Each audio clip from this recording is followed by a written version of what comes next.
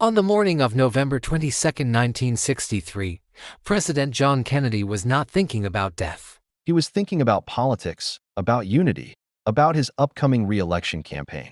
He was in Dallas, Texas, a key state he needed to win, trying to mend fences within his own party. The world was a tense place, caught in the grip of the Cold War. And Kennedy was at the center of it all, navigating a treacherous path between conflict and peace. He had faced down the Soviets in the Cuban Missile Crisis just a year earlier, and was now cautiously exploring a détente. The air was thick with political maneuvering, but for the crowds lining the streets of Dallas, it was a moment of excitement, a chance to see their charismatic young president and the glamorous First Lady. By sunset, everything had changed. The most powerful man on earth was dead. An assassin's bullet had torn through the clear Texas sky, and with it, the fabric of a nation. Dallas froze. America froze. The world watched in stunned disbelief. In those chaotic, horrifying moments, history didn't just stumble. It was violently knocked off its course.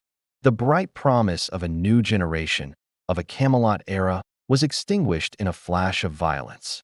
The Zapruder film, a silent, grainy home movie, would replay the nightmare endlessly, searing the image of a national trauma into the collective psyche. To understand why this single event still echoes so powerfully, we have to look at what Kennedy represented. To the public, he was hope, youth, and vigor. But to certain entrenched powers, he was becoming a problem.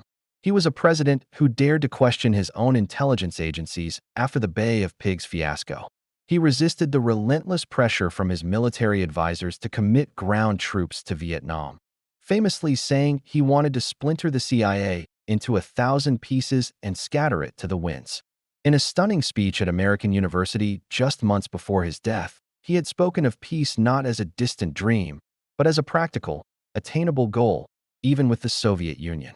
He was challenging the Cold War consensus, the very foundation of the military-industrial complex that had grown so powerful since World War II. This wasn't just a philosophical disagreement. It had real-world consequences.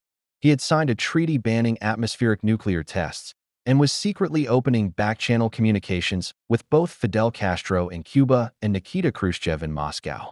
He was actively planning a phased withdrawal of American advisors from Vietnam, a policy documented in National Security Action Memorandum 263. These weren't the actions of a hawk. They were the actions of a leader trying to pull the world back from the brink of nuclear annihilation. A leader who was beginning to see that the endless cycle of conflict was a trap. For those who profited from that conflict, both ideologically and financially, Kennedy was becoming dangerous. When he was assassinated, the question wasn't just who pulled the trigger. The deeper, more disturbing question was what died with him. The official story, that a lone, disturbed gunman named Lee Harvey Oswald was solely responsible, was presented to the public almost immediately. But for millions, it just didn't add up. The inconsistencies, the unanswered questions, the sheer convenience of it all began to fester. The Warren Commission, tasked with investigating the assassination, produced a report that many found unconvincing, leaving a vacuum of trust that has never been filled. The immediate aftermath tells its own story. Within days of Kennedy's death, his policies were reversed. The new president, Lyndon B. Johnson, signed National Security Action Memorandum 273, which quietly but firmly set the stage for a massive escalation in Vietnam. The planned withdrawal was off the table. The tentative steps toward peace with Cuba and the Soviet Union were abandoned. The Cold War hardened once again, and America began its long, tragic descent into the quagmire of the Vietnam War, a conflict that would tear the country apart, cost over 58,000 American lives, and forever alter the nation's soul. The assassination of JFK wasn't just the end of a presidency. It was the end of an era of American innocence. Before that day, there was a prevailing belief, a kind of national faith, that America was exceptional, protected, and that its leaders were safe. That belief was shattered in Dealey Plaza. The trust between the people and their government, once a given, began to crumble. Conspiracy theories flourished, not just because they were sensational, but because the official story felt like an insult to the nation's intelligence.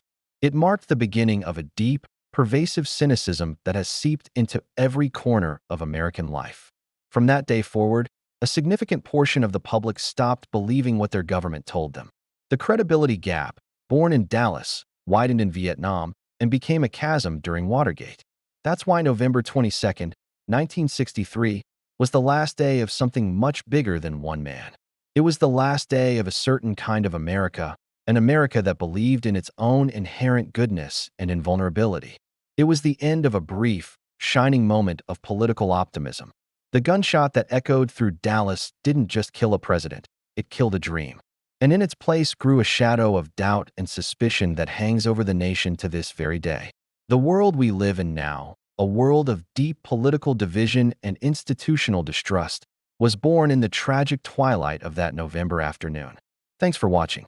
If you found this exploration of history compelling, please consider liking this video and subscribing to our channel for more deep dives into the events that shaped our world. We'll see you in the next one.